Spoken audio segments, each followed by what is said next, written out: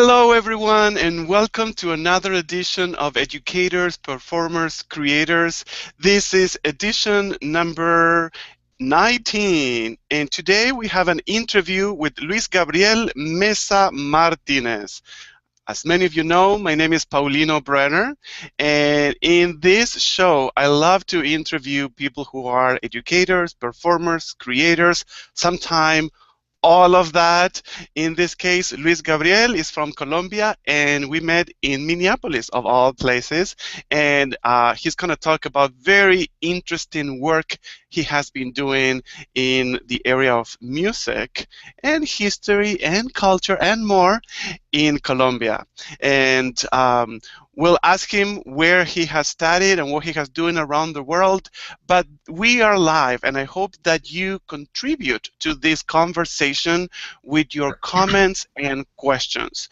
You can contact or send your comment or question on Twitter by using the hashtag epcshow. You can send your questions or comments. In Spanish, we say preguntas y comentarios, as you can see there. You can send them in Spanish or English. Most of this show will be in English today. We'll have a quick segment in Spanish because Luis and I are both native speakers and we want to honor our language. You can also post your comments and questions on Google Plus or YouTube, and we'll do our best to answer them. Without further ado, hola Luis, how are you doing? Hello Paulino, and hello everyone. Thank you so much for your invitation. I'm doing all right. How are you? I'm doing great. And let's start with having a little background of who you are, where have you studied, and what are you doing right now? Yeah, my name is Luis. I come from Colombia, and I'm a musicologist and also a pianist. I did my undergraduate studies in Minnesota, actually, and that's when we met a few years ago. I went there to study piano in the first place, but I ended up studying musicology as well. It was a little funny because I didn't really know what musicology meant until I went to Macalester College in St. Paul. And that's where I met a very interesting musicologist. His name is Mark Mazzullo. He was my music history professor. And when I took his classes, I realized that musicology was a very interesting field for my career as well. So I ended up doing both piano and musicology at the same time. Musicology is a very interesting field. It has to do with the study of music in many different cultures from all over the world, but especially it has to do with trying to find the connection between music itself and all the surrounding elements in society. For example, the economy, politics, religions, anything that could directly affect the type of music that a certain society listens to. So yeah, that's where I did my undergrad in Minnesota. That was my first contact with musicology, and then after that I did a few courses in Paris, in France, at the University of the Sorbonne. And then I moved to Spain and I did my master's and my PhD in Hispanic Musicology at the University of Granada in the south of Spain. Perfect. And as you mentioned, musicology could be tied in with different aspects. Can you please tell us what are some of the aspects that you have related musicology with? Yeah, well, there is something interesting about that, and it's the fact that when I was, for example, at Macalester, I was taking music history courses, but they all had to do with the history of music in Western societies. And I was, of course, interested in the history of music in Latin America, but I didn't really get that in the States, of course. We did get a few courses about the history of music in the Middle East, also in Asian countries like China, Korea, but we didn't really get any about Latin America. So when I was doing my undergrad, I realized that I really wanted to learn more about my own country and the different Latin American countries, and that's when I decided to move back to Colombia. But the bad news was that I didn't find a musicology program to get a master's here. We didn't really have any back then. This was 2007.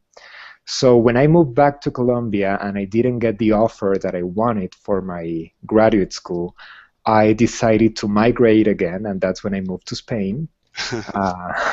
But I wanted to find a way to study Colombian music even though I was living in Spain. So the good thing was the language, you know, so I did my thesis in Spanish, but I kept traveling back and forth between Spain and Colombia so that I could do my research here. This was very important for me because musicology is a field that allows you to have a strong connection with your own culture or with other cultures as well. And doing my thesis about Colombian music was a very good opportunity for me to understand the things that I didn't really get a chance to learn in college about the history of music in Latin America and especially my own country. So that was maybe the first path for me to find that connection. And so you said you learned a lot about your culture, the music of your country. Can you think of a couple of specific examples of that you learned about Colombian music or culture through musicology? Yeah, I was born in the very south of Colombia, very close to Ecuador, actually. And I was always very interested in the relationship between southern Colombian music and Ecuadorian music. Um, I was interested in this connection because there is a lot of prejudice and a lot of discrimination between the two countries, you know. There is racial discrimination, identity discrimination in general, but music reveals the connection between the two countries. And I grew up with that music, but I realized that there were not many academic studies related to this connection. So when I came back to Colombia, I wanted to understand that a little better. First of all, understand the common musical genres between the two countries, for example, and then understand the differences between them as well, like trying to find the connection, but also the differences at the same time. So that led me to, I never moved back to my hometown, but I did a lot of research there.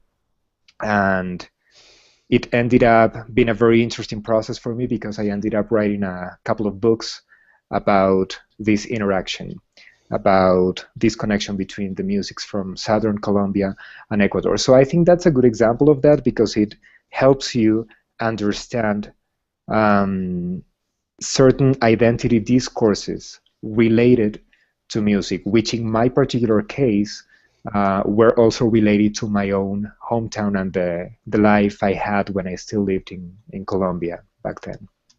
Now, you said you went back and forth, so you visited some regions of Southern California, Colombia, and Yeah. Ecuador. I mean, what was your interaction, or what? You know, I can imagine an archaeologist, a social studies person, way to Yeah. find information, but how does musicology approach finding that information? How Yeah. did you? What was your approach?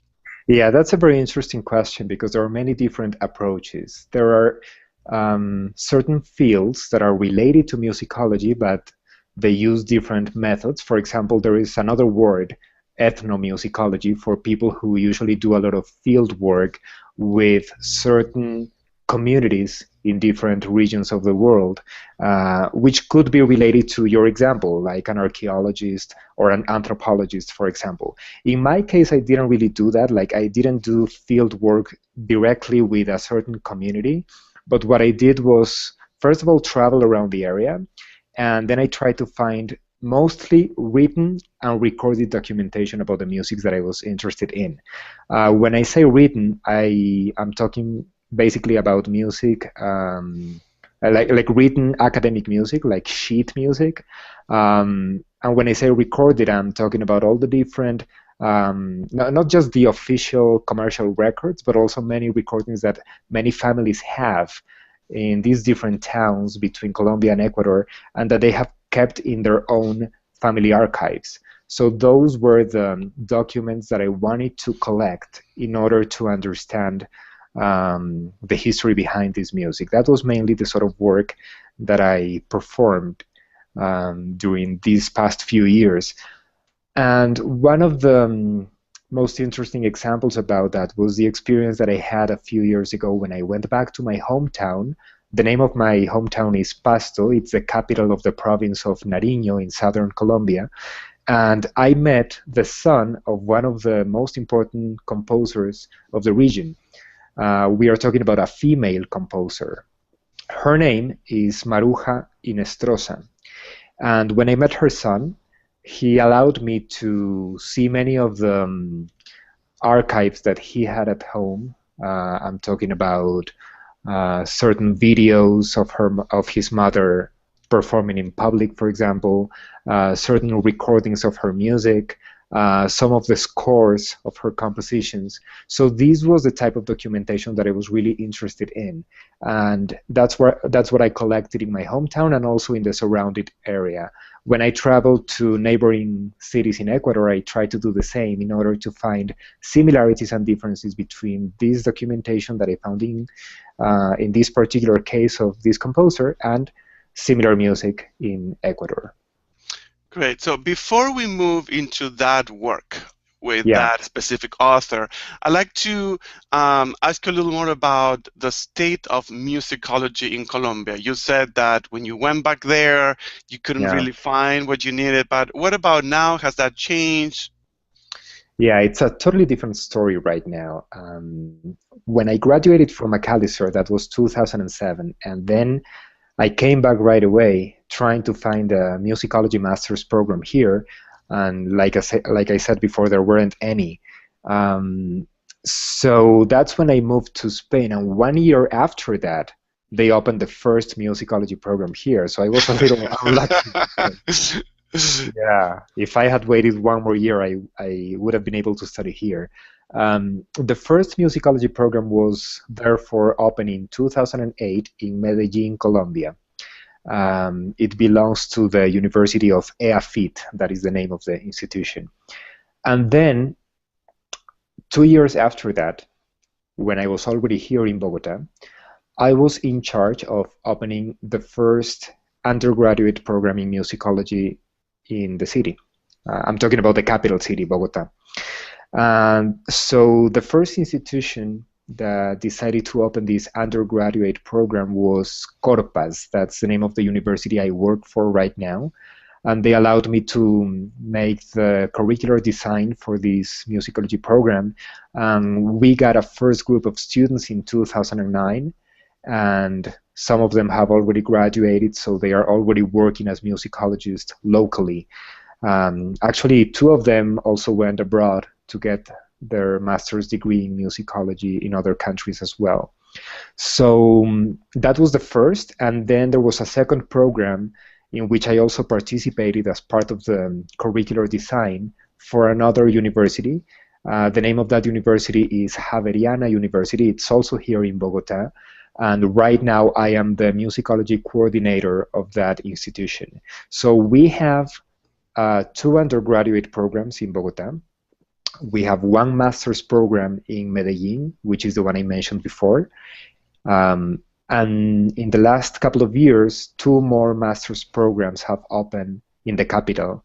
One of them at the National University of Colombia, and the other one at the university I work for, Javeriana University. They also have a master's program there.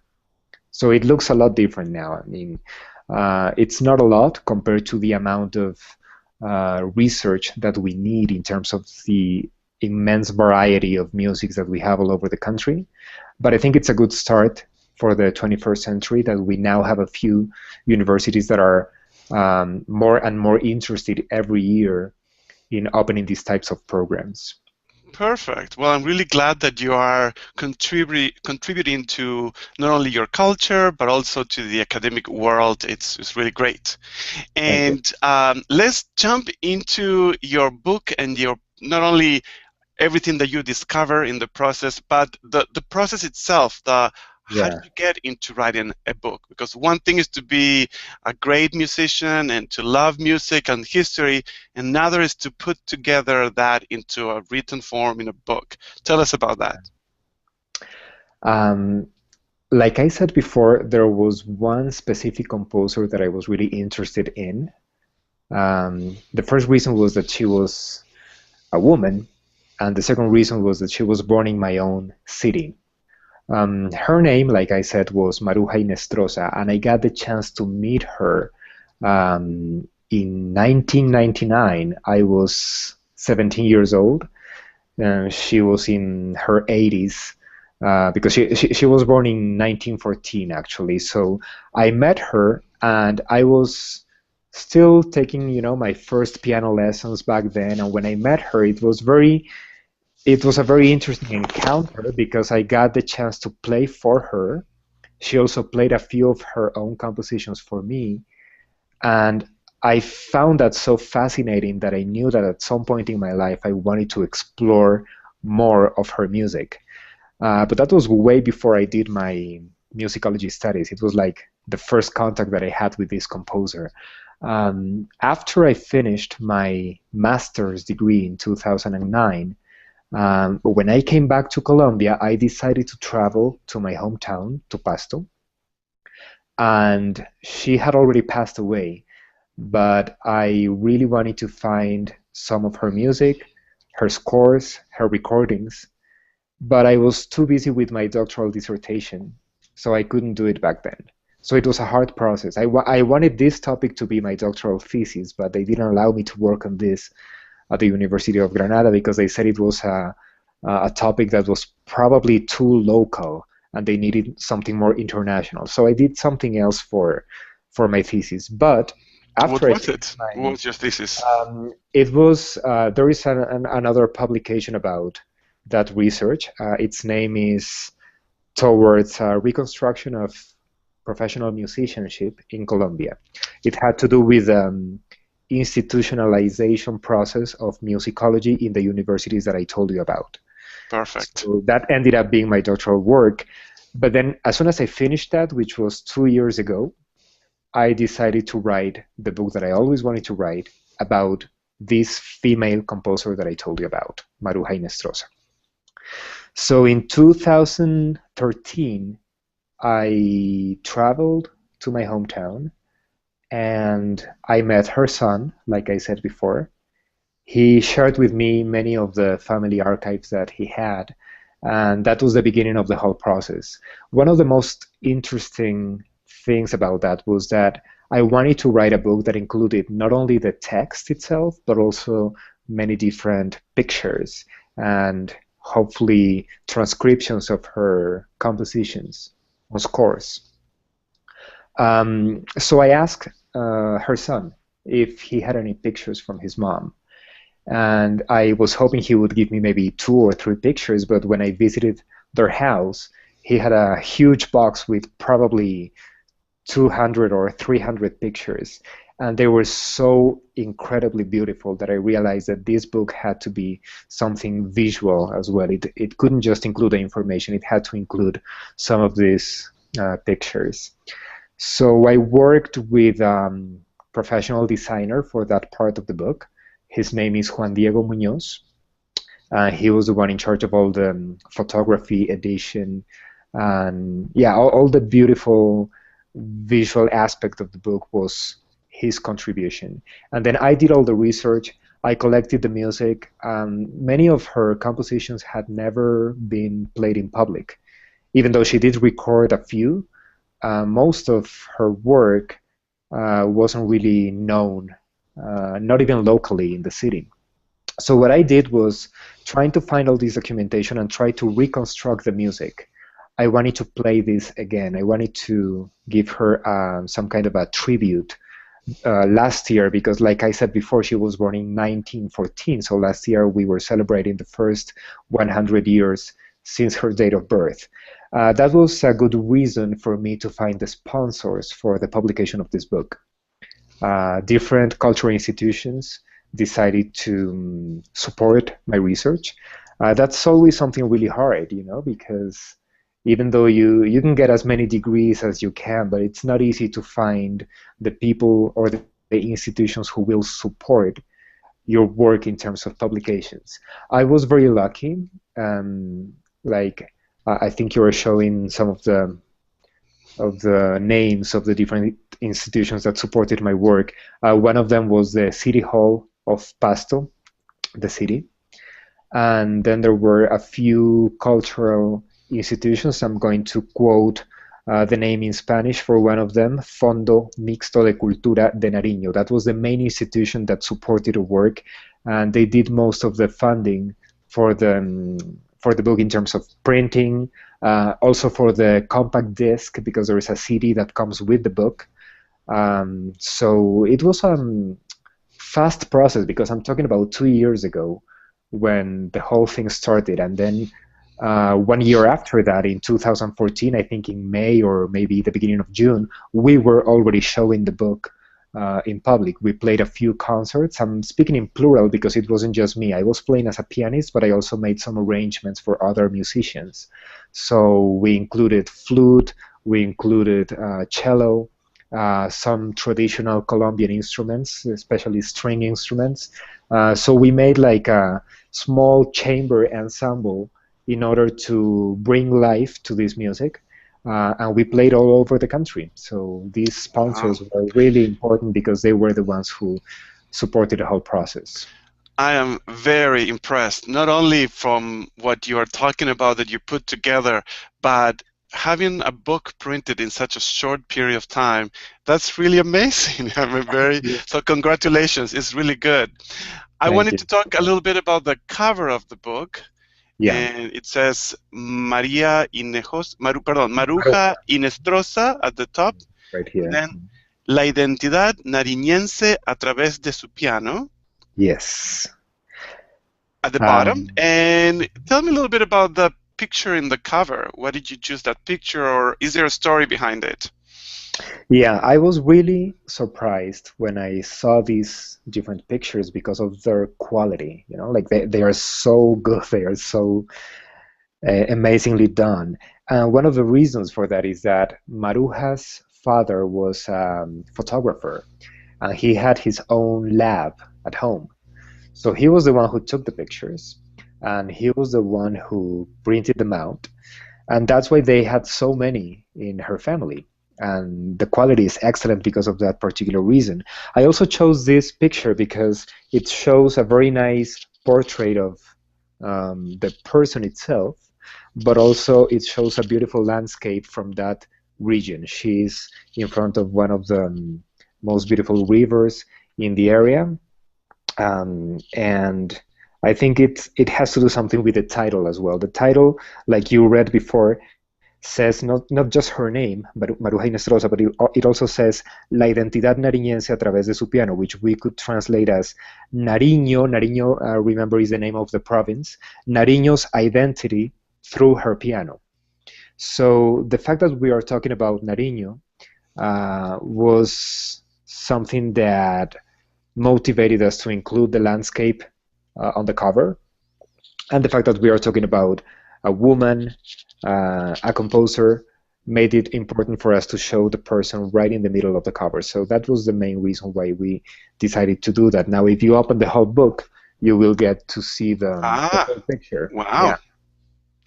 That's great. Yeah. That's awesome. So I like to mention to people that I was showing a few pictures of your book, Yeah. and the book is not online per se. I'm sure at some point it will be, I hope. It will be. So, Yes. so that it will be more accessible. But I'm showing you also here your website Hmm. that introduces the book, and that big, for those who don't read Spanish, that big red button at the bottom says you can download the whole first chapter of the book for free, and then you can That's right. appreciate the quality of the pictures as well as the text and the music that is there. Hmm. And as Luis mentioned, the book comes with a CD, and right on his website, look, you made it all convenient for us. Through SoundCloud, you can listen to, are those excerpts or the full tracks? Full tracks. Yeah, you can listen to some of the music from this CD, and then I think there's a few tracks from another CD that I recorded a few years ago. Yeah, and so far the information is only available in Spanish, like you said, but it will be available in English hopefully very soon. Perfect. So we'll include mesamartinez.com, your website, on the description of this video for everyone watching the recording, Right. and so they can go there, download the first chapter of the book, and listen to some of the music. Now, I like to ask you a few more questions about the book, but something Yeah, that important, we are having this interview on September 13, but something that is happening very soon here in Minnesota. You are in Colombia right now, right? I am, yes, But in Bogota, soon you'll be here in Minnesota, in a so we'll couple of be days. in the same land, and something is happening next Saturday, September 19th. Can you tell us a little bit about a little more about that, so that people get Yeah, excited, and those who are around here in the Twin yeah. Cities or in Minnesota can attend this event? Yes, of course. I'm actually very excited because I haven't been back to Minnesota in 6 years. And this time I'm going not just to visit friends like you, but also to show my whole recital with the music of Maruja Hinestrosa. So I will be performing at Macalester College at Mayor's Concert Hall. It's part of the Fine Arts Center of Macalester. So I will be playing at 7:30 p.m. next Saturday. The entrance is free, so you are welcome to bring as many friends as you want. And all those of you who are listening, I hope that if you are in the Twin Cities, you can join me and you can get to know a little bit more about this music. All the compositions that I will play were written by Maruja Hinestrosa. It's something very interesting because, like I said before, the fact that she was a woman, even in the 20th century, it was difficult for a woman to perform in public in such a conservative society like Southern Colombia. So this music hasn't really been heard, not even locally, apart from the different concerts that we played last year, like I said before. So I think it's going to be very interesting, and they will be performed for the first time in Minnesota next Saturday. So you are all welcome to the concert. Perfect. Yeah, that's a great opportunity now to hear about all this live. And so I'll leave that information also in the description of this video together with your website. And Yes. now I would like to hear more about this book and some of the things that you've learned. Maybe you can demonstrate a few things to us. Yes, of course. Yeah, the good news is I have the piano right here. This is my piano. I've had it for 7 years. So I'm going to take advantage of that, and I will play some of this music for you. I was saying at the beginning of the interview that one of the most interesting things that I found behind this research was the relationship or the connection between music from Southern Colombia and music from Ecuador, in spite of all the different prejudices and discrimination discourses between the two countries. Like I said, music is one of the things that can reveal these connections in spite of that. So I will play for you two different works written by her. The first one is an Ecuadorian San Juanito. San Juanito is a type of music that belongs to the main traditions of Ecuador, and the fact that she wrote one of her works in this particular genre or rhythm makes a good example of this connection that I'm telling you about. After that, I will play a tango. Tango is supposed to be music from Argentina. That's part of its origin and its history, but at the same time, there are many Latin American composers that have written tangos, and that makes it our music as well. So it's an interesting discourse to how tango traveled all over the world, and we are talking about a woman who was writing tangos in Pasto in southern Colombia in the 1930s. That's very controversial, because tango, the history behind tango is supposed to be associated with certain neighborhoods where there was a lot of prostitution and bars, and it was like a different type of world, not supposed to be for good women in society, And the fact that she was writing this type of music makes it very interesting because she was daring to do something that probably nobody else was daring to do in the 1930s in Pasto. So I think that's very interesting as well, and it brings a connection not just with Ecuador, but also with Argentina. Great. So please tell us again the name of the two pieces or the style of the two pieces, and then we'll love to hear you. Yeah. The name of the first piece is a word in Quechua language, which is the language of the Inca people, the indigenous people from the Andes in South America. And the word is Yaguarcocha. This is Quechua for Lake of Blood. Lake of Blood because many indigenous people died in this lake. And there is a whole story about that. It was the invasion of the Inca people when they were trying to take possession of this particular area in Ecuador. So it wasn't the Spaniards who killed this particular community, it was the Inca Empire. It has to do with that, so it's very important for the history of Ecuador. And the rhythm for this piece is San Juanito, one of the most traditional rhythms in Ecuador. And then the second piece is a tango. Its name is Amigo Mío, which translates for my friend. And it's originally a vocal work. It has lyrics, also written by the composer. But I will just play the instrumental part because I'm not a singer, so it will just be piano. Okay? Great. Okay.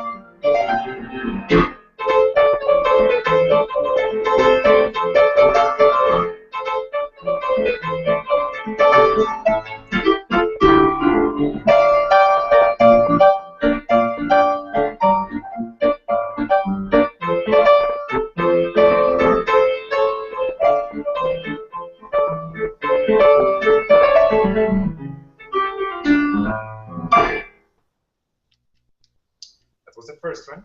Now the second one.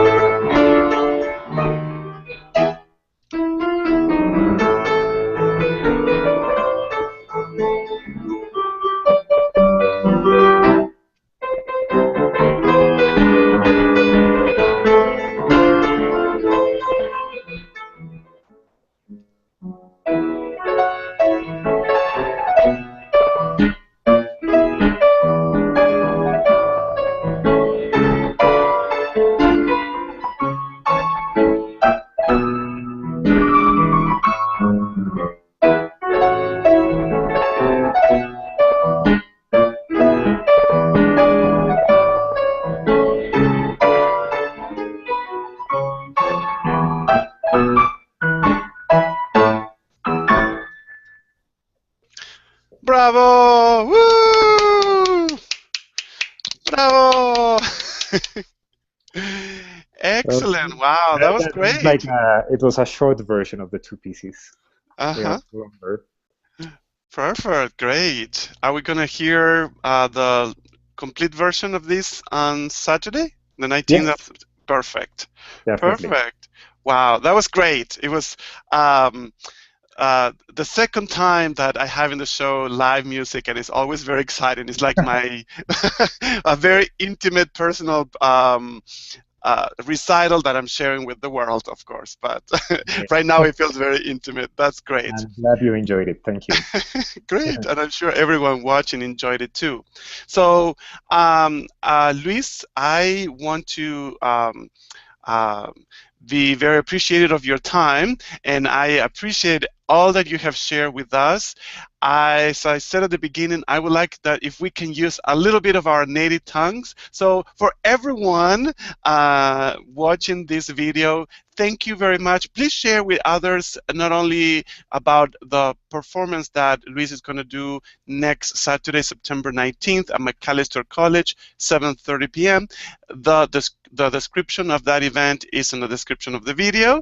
And I hope that you stick around for this segment in Spanish. Hola, Luis. Hola.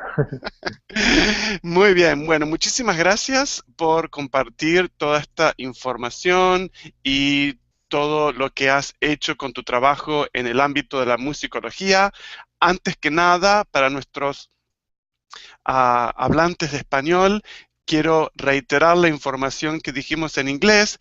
Esta entrevista fue sobre tus estudios, tus trabajos y tu libro, pero también para promover un recital y presentación que vas a hacer el sábado 19 de septiembre a las 7:30 horas de la tarde, 19:30 en Macalester College, y la información está en la descripción de este video.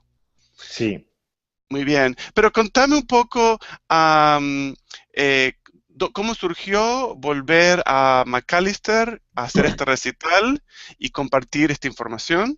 Sí, al inicio de la entrevista yo hablaba sobre uno de los profesores más influyentes en mi carrera, que fue el profesor Mark Mazzullo, musicólogo y pianista también, y he mantenido contacto con él durante todos estos años. Él ha estado muy pendiente de los estudios que he hecho durante mi maestría, mi doctorado, conoce el trabajo que estoy haciendo con la musicología actualmente en Colombia, entonces él ha sido la principal conexión para mantener esa relación directa con Macalester. Entonces, hace poco, cuando yo lancé ese libro, me dirigí a él y le expliqué mi interés por viajar nuevamente a Minnesota y por compartir los resultados de esta investigación con ellos. Él, por supuesto, estaba muy contento de ver que uno de los estudiantes de esa generación estaba volviendo ya para mostrar un resultado de los trabajos posteriores a la carrera,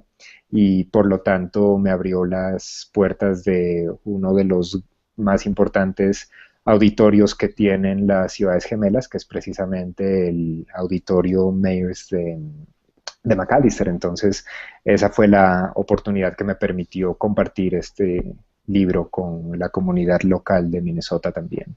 Perfecto, y vamos a reiterar que estamos hablando del libro que acabas de escribir sobre Maruja Hinestrosa, que está disponible el primer capítulo en tu sitio web. Como está en español, a todos los que quieran, por el momento en español, en el futuro ojalá en otros idiomas, todos pueden ir a tu sitio web mesamartinez.com y descargar el primer capítulo en formato PDF en forma gratuita, y también pueden escuchar algunas de las pistas porque el libro viene acompañado con un CD, entonces pueden escuchar algunas de las pistas y enterarse un poco más de tu trabajo. Exacto. Y me encanta, es genial. Eh, entonces, bueno, no podemos reiterar todo lo que estuvimos hablando sobre tu trabajo, pero creo que a todos los que están viendo esta sección en español, creo que descargando el libro y ver toda la información, las hermosas fotos y también las partituras musicales y poder escuchar la música en tu sitio les va a dar una buena idea de lo que es tu trabajo. Si están en las ciudades gemelas, en Minneapolis, Saint Paul o en los alrededores, espero que vengan a verte a Macalester el sábado 19. Pero me gustaría de este trabajo específico de esta música, me gustaría que nos cuentes un poco, aprovechar la oportunidad para un poco tu opinión o tu vista de un poco de la oferta cultural en Bogotá. Para todos nuestros viajantes del mundo, si en estos días quieren ir a visitar Bogotá, Sí. ¿qué es lo que pueden encontrar en cuanto a su oferta cultural? Sí, una de las principales motivaciones, en mi caso, para vivir en una ciudad como Bogotá fue precisamente eso, la oferta cultural. Tan solo en estos días, hace 3 días, comenzó, por ejemplo, la cuarta versión del Festival de Música Sacra de Bogotá, que se realiza desde hace 4 años con invitados de muchísimos países que vienen a mostrar músicas, por ejemplo, del contexto de países como aquellos del Medio Oriente, países del norte de África, países de lejano oriente también como China, Corea, Japón. Muchas de estas corrientes musicales asociadas con distintas corrientes religiosas, por ejemplo, se han dado cita en este Festival de Música Sacra que estamos teniendo ahora en Bogotá. Es un mes entero de conciertos internacionales que comenzó, como les decía, hace 3 días y se mantiene hasta el 4 de octubre. Prácticamente cada semana en Bogotá hay algo muy importante para escuchar en materia de conciertos musicales, muchos de ellos nacionales, otros internacionales. La gran ventaja de Bogotá es que hay una buena financiación o respaldo para que muchos de estos conciertos sean gratuitos y de esa manera muchas personas, independientemente de su condición económica o de si son estudiantes, puedan acceder a ese tipo de conciertos. En Bogotá también se realiza cada 2 años el Festival Iberoamericano de Teatro, que tengo entendido es el festival más grande en el mundo en esta categoría. Y los años que no se hace este festival, porque es bienal, se hace otro festival que es el Festival Internacional de Música. En ese festival se suele escoger a un compositor, por ejemplo, el último fue sobre Mozart y el anterior fue sobre Beethoven. Entonces vienen músicos y grandes orquestas de distintas partes del mundo también a ejecutar específicamente las obras de esos compositores. Para alguien interesado en artes, en cultura, en teatro, música en general, Bogotá es una ciudad que ofrece muchísimo y creo que una de las razones por las cuales tal vez esto no se sabe mucho a nivel internacional es porque las noticias que los medios de comunicación han mostrado en los últimos años o décadas sobre Colombia siempre se han concentrado en la realidad más difícil del país, ¿no? Entonces, al mostrar tan solo esa parte negativa de lo que está sucediendo en Colombia, tal vez se ha perdido o se ha opacado esta otra oferta que también se puede encontrar acá. Y Bogotá, siendo una ciudad de casi 9 millones de habitantes, con un montón de teatros y auditorios, pues este es tal vez uno de los fuertes que tiene dentro de su oferta a su gente. Perfecto, eres muy buen representante de la cultura de Bogotá, así que no solamente eres muy buen musicólogo, te deberían contratar del Ministerio de Turismo para reactivar el turismo en Bogotá. Es que me gusta mucho la ciudad, creo que eso se nota. Excelente, Me encanta excelente. vivir acá. Pues, Sí. Luis Gabriel, muchísimas gracias por tu tiempo, gracias por compartir todo lo que has estado trabajando, compartir un poco de tu música y espero verte pronto el próximo fin de semana. Muchísimas gracias a ti por la invitación y a todas las personas que estuvieron escuchando y espero también verlos el próximo sábado. Muy bien. Hasta Gracias. luego todos. Esto ha sido tradición de educadores, artistas y creadores o educators, performers, creators. Nos vemos pronto. Chao, chao. Gracias.